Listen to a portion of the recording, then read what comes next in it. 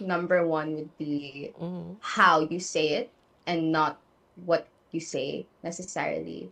Kasi for example, kung efforts naman makikonnect sa partner mo, Mhm. pero hindi ka malambing sa pagsasabi mo, hindi talaga magta-translate yun. I think people forget that and Mhm. expect na I guess mababasa yung message without the tone. So I think Mm. tone is something that I address early on with clients, no, na Yeah. paano mo ba sinabi, and Yeah. not just ano yung sinabi. Of course, yung of course, important yon. Pero mas madali yon ayusin kasi compared sa tone. Yung tone kasi sanay na tayo. Kunyari, if we grow up in households na Mm. sanay tayo na nagsisigawan or raised yung bosses, learned behavior yon na paminsan di Mm. natin napapansin.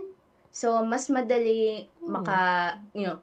it's easier to learn, okay, this is what you say, Mm. pero practice talaga yung this is how you say it. And Mm. also, silence is important. A lot of people tend to fill the silence with whatever they Comes would to think of mind. without actually thinking about it. Oo, Uh, oo. So, ayun, pause muna and being able to ask yourself, mm.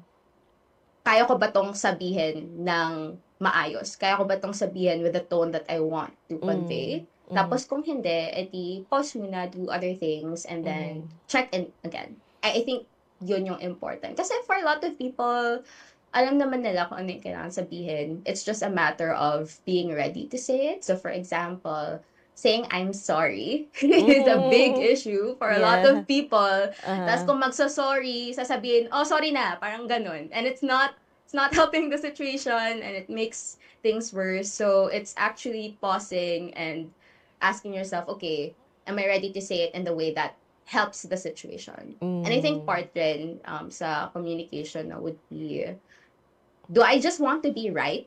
Or do I want my relationship to be happy? Mm, Kasi good paminsan, mas question. pinaprioritize natin na tama tayo versus Oo. how is it making my partner feel and what will it do for my relationship.